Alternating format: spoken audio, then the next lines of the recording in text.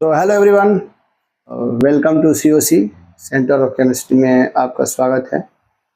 तो आज हम स्टार्ट करने वाले हैं टॉपिक आईपीएससी नेम। ठीक है, तो देखिए सारे बच्चों को, चाहे वो college, university, even coaching, school कहीं भी पढ़ते हों, जब भी वो क्लास में एंट्री करें तो उनके दिमाग में दो क्वेश्चन बिल्कुल आना चाहिए। सबसे पहली बात, what is going on.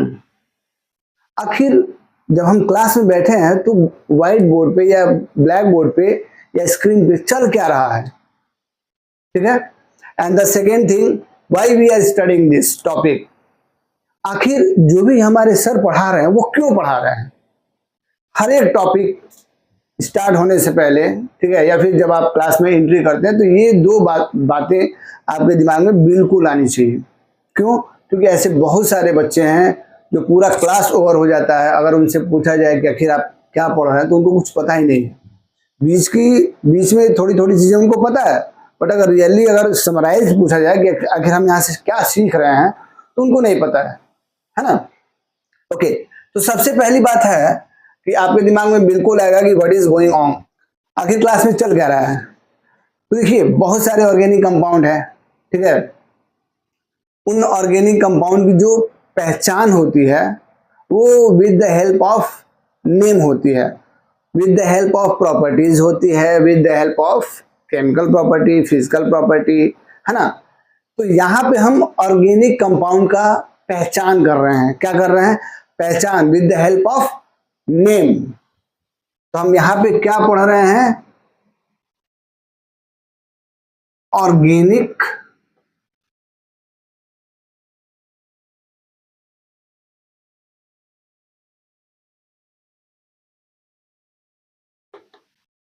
Identification of organic compound, of organic compound with the help of name।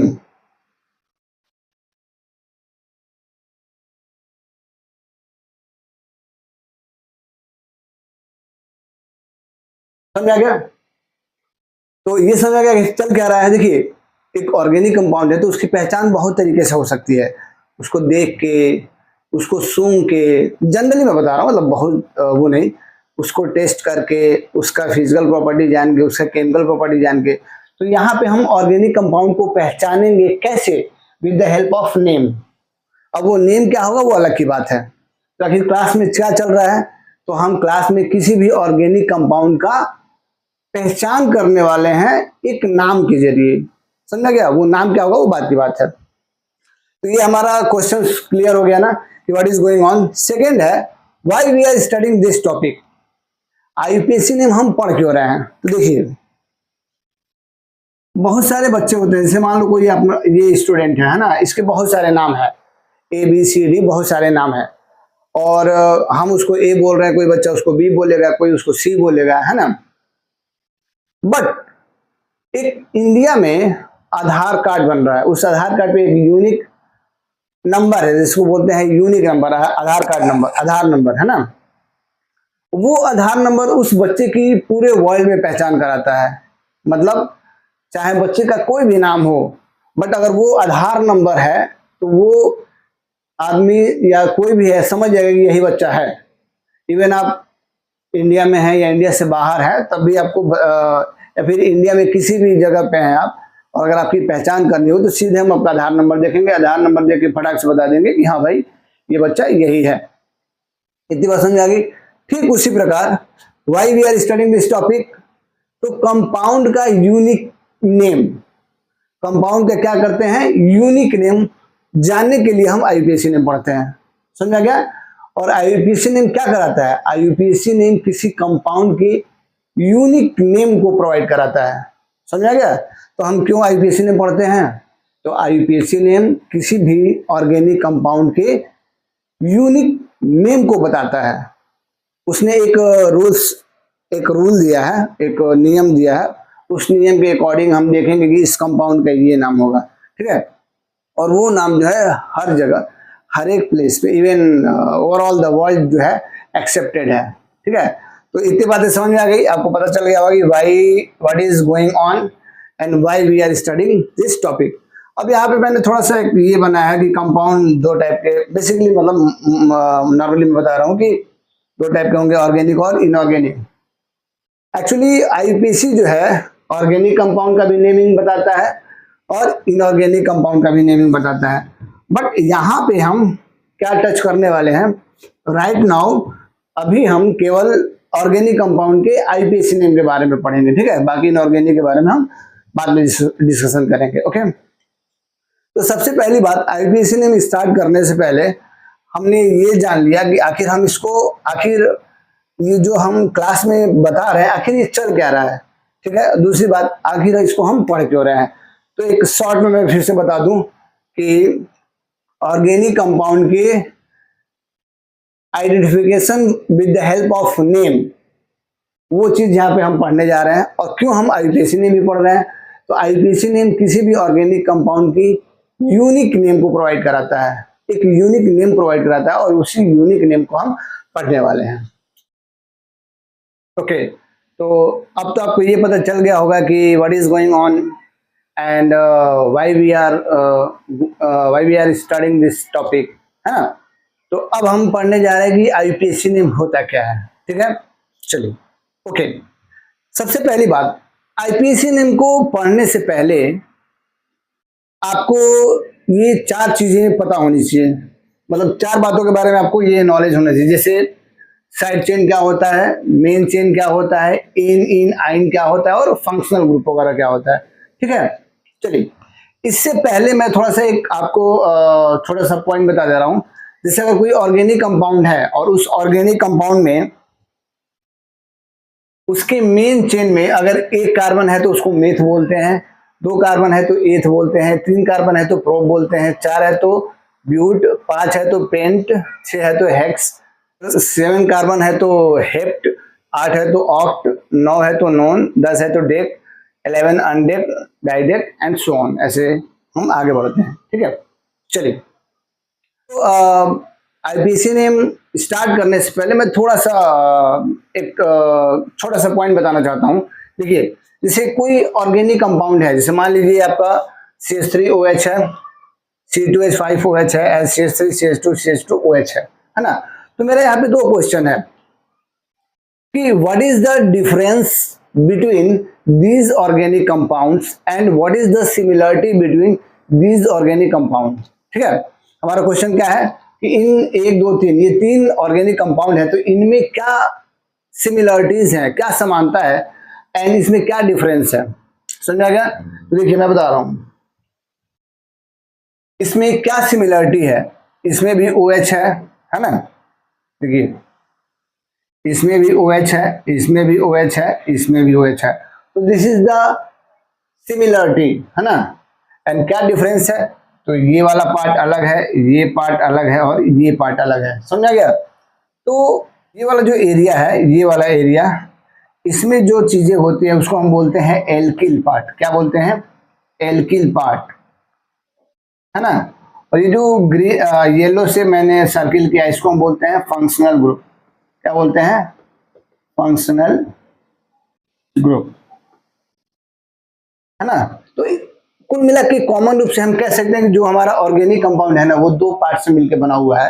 एक हमारा एल्किल पार्ट हुआ और एक हमारा फंक्शनल ग्रुप। एक्चुअली होता और भी बहुत सारा है, जैसे एल्किल की जगह पे कुछ और भी आ जाएंगे, बट मैं कॉमन रूप से समझाने के लिए मैं बता रहा हूँ, है ना। फिर हम आगे बताएंगे कि क्या होता है। मैं देखिए मैं सबसे बेसिक से बेसिक लेके चल रहा हूँ कि आपको चीजें इजीली समझ में आ जाए, है ना।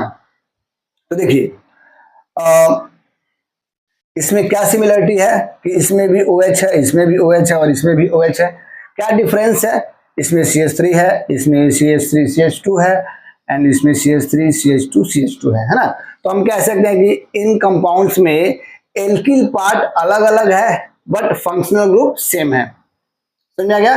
ओके, तो अब यहां से बात आएगी दो कि what is alkyl part and what is functional group.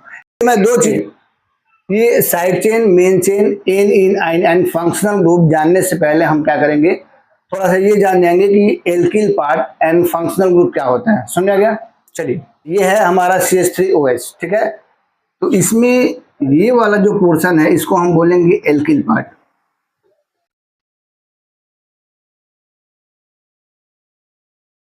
और ये वाला जो पोर्शन है इसको हम बोलेंगे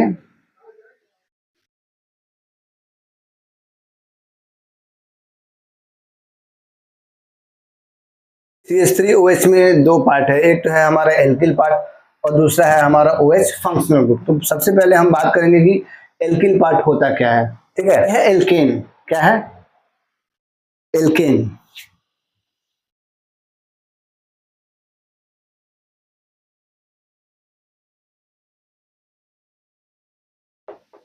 जब एल्केन में से एक हाइड्रोजन को हम रिप्लेस कर देते हैं तो जो बचता है उसी को हम कहते हैं एल्किल। क्या बोलते हैं, एल्किल। जैसे मान लीजिए आपका एल्केन है, तो इसमें से एक हाइड्रोजन को हम निकाल देंगे तो क्या बचेगा, एल्किल। समझा गया। फॉर एग्जाम्पल, इसका जनरल फॉर्मूला होता है CnH2n+2। इसमें से एक हाइड्रोजन को आप निकाल दीजिए तो क्या बचेगा, CnH2n+1। ओके, इतनी बात समझ आ गई। फॉर एग्जाम्पल देखिए, n के जगह पे 1 रखिए। If n is equal to 1 तो ये फॉर्मूला क्या बन जाएगा, CH4, है ना। इसमें से एक हाइड्रोजन को तुम निकाल दो भाई, है ना। आप एक हाइड्रोजन को निकाल दो तो क्या बचेगा, CH3। ओके, इतनी बात समझ में आ गई। अभी आप रख लो n की जगह पे 2, n इज इक्वल टू 2 रखेंगे तो क्या मिलेगा, C2H6। इसमें से आप एक हाइड्रोजन निकाल दो, क्या बचेगा, C2H5। ओके, यही आप n इज इक्वल टू 3 रखिए तो क्या मिलेगा, C3H8।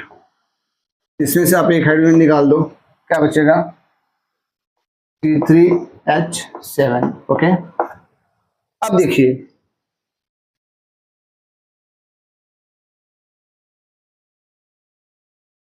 ठीक, एल्केन में से एक हाइड्रोजन निकल गया तो क्या बचा, एल्किल। लास्ट में क्या जुड़ रहा है, इल। लास्ट में क्या जुड़ रहा है, इल। ठीक उसी टाइप से देखिए, यहां पे CH4 है ना। दूसरी बात, एल्केन कहते किसे हैं, एल्केन में ना जब कार्बन कार्बन के बीच में सिंगल बॉन्ड होता है तो ऐसे कंपाउंड को हम क्या बोलते हैं, एल्केन। ठीक है, तो देखिए ये हमारा क्या है, एल्केन है ना। अब इसमें कितने कार्बन है, एक कार्बन, तो एक कार्बन को क्या बोलते हैं, मेथ। और चूंकि एल्केन है ये, तो meth plus ane equal to methane. क्या बनेगा ये, मेथ प्लस एन, तो क्या बन जाएगा,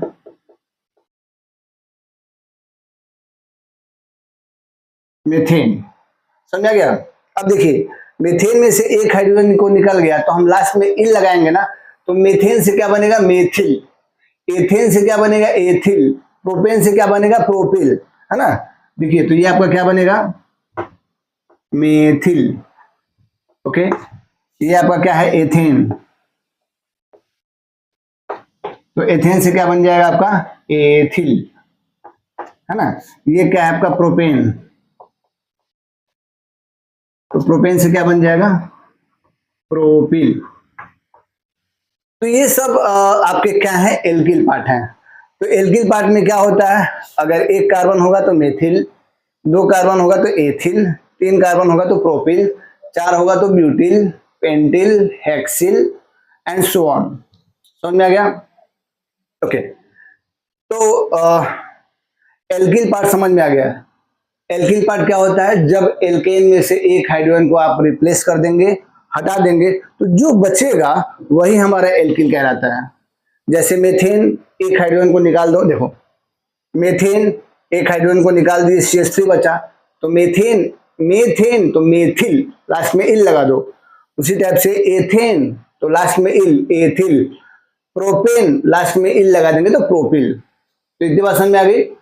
तो आपको एल्किल पार्ट क्या होता है इसका थोड़ा सा कॉन्सेप्ट समझ में आ गया।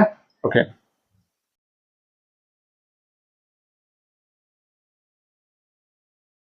है ना।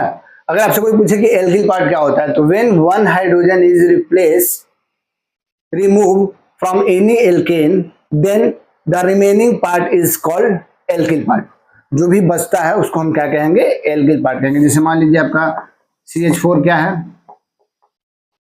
Methane, it is a one type of alkene. ये एल्केन है ना, इसमें से आप एक हाइड्रोजन को निकाल दीजिए, रिमूव कर दीजिए, क्या बचेगा, CH3 है ना।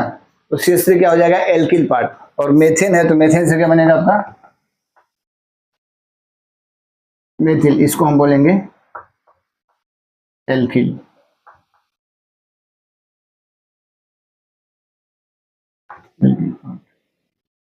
समझ आ गया। तो आई थिंक अब आपको समझ में आ गया होगा कि एल्किल पार्ट होता क्या है। ठीक है, चलिए ओके। तो अभी हमने पढ़ा कि एल्किल ग्रुप क्या होते हैं। जब एल्केन से एक हाइड्रोजन को निकाल देते हैं तो जो मिलता है या जो बचता है उसी को हम क्या कहते हैं, एल्किल ग्रुप या एल्किल पार्ट। तो अभी हम यहाँ पढ़ने वाले हैं कि टाइप ऑफ एल्किल ग्रुप, कितने टाइप के एल्किल ग्रुप हो सकते हैं एक एल्केन से, है ना। जैसे देखिए ये क्या है, मीथेन, क्या है, मीथेन, एक कार्बन है तो मीथेन। अगर इससे एक हाइड्रोजन को हम रिप्लेस हटा दें, है ना, तो हमको क्या मिलेगा, CH3। तो अगर एक कार्बन होगा तो एक कार्बन से हमेशा जो भी एल्किल ग्रुप बनेगा उसको हमेशा मेथिल बोलेंगे, उसका यही नाम होगा, CH3, यही फॉर्मूला होगा। इतनी बात समझ में आ गया। अगर एक कार्बन है, अगर कोई हमारा एल्किल ग्रुप है और उसमें एक कार्बन है तो उसका नाम हमेशा उसका नाम हमेशा मेथिल होगा। इतनी बात समझ में आ गई। और फॉर्मूला क्या होगा, CH3। इसको हम Me से भी रिप्रेजेंट करते हैं। अगर हमारे ऑर्गेनिक कंपाउंड में कहीं पे Me लिख दिया है, इसका मतलब कि वहां पे कौन सा एल्किल ग्रुप है, मेथिल ग्रुप। ठीक है। एथेन, अगर एथेन से C2H6 अगर आप एक हाइड्रोजन को निकाल देंगे तो क्या बचेगा, C2H5।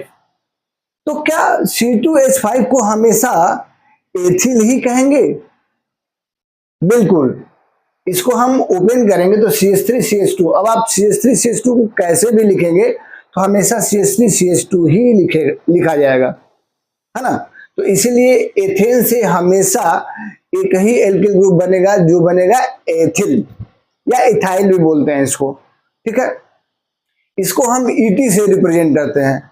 जैसे अगर किसी ऑर्गेनिक कंपाउंड में आपको ET लिख दिया तो इसका मतलब कि वहां पे कौन सा एल्किल ग्रुप है, एथाइल एल्किल ग्रुप है।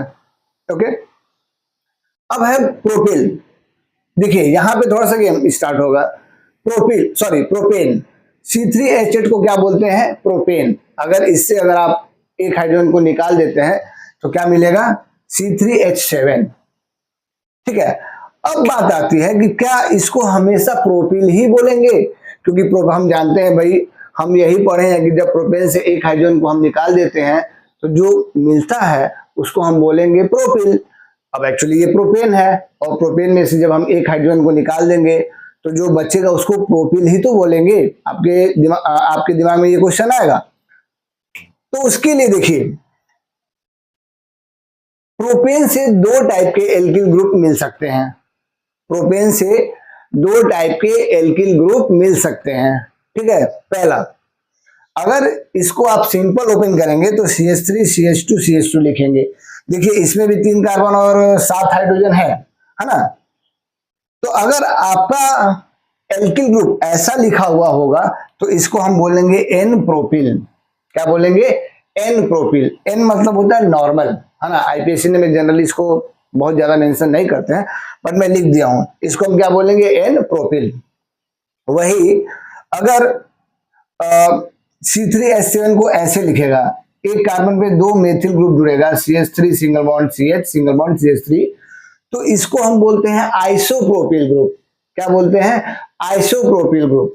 ठीक है, जब एक कार्बन से 2 मेथिल ग्रुप जुड़े होते हैं तो इसे ही हम बोलते हैं आइसो ग्रुप। समझ आ गया। तो ये हमारा आइसो ग्रुप है और एक्चुअली कितने कार्बन है, 1 2 3, तो इसीलिए इसका क्या नाम हो जाएगा, आइसोप्रोपिल। इतनी बात समझ में आ गई।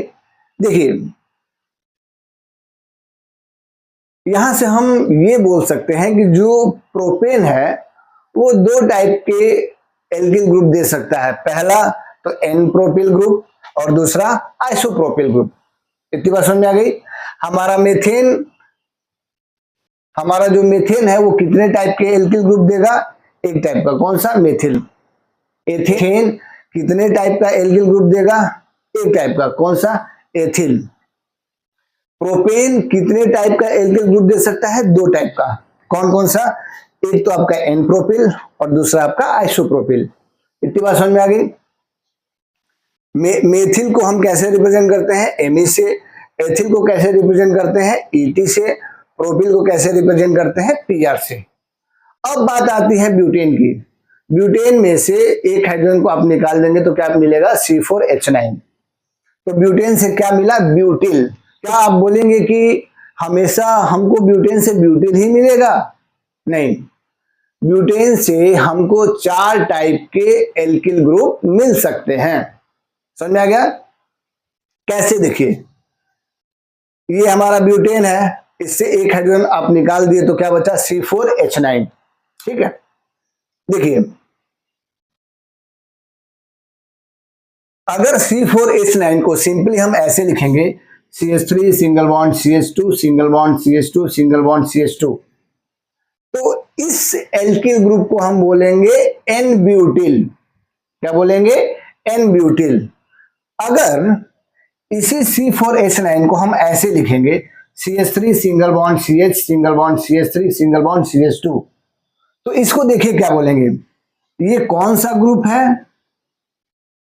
Iso group. अभी हमने बताया ना कि ये वाला आइसो ग्रुप है, तो ये कौन सा ग्रुप है? Iso group.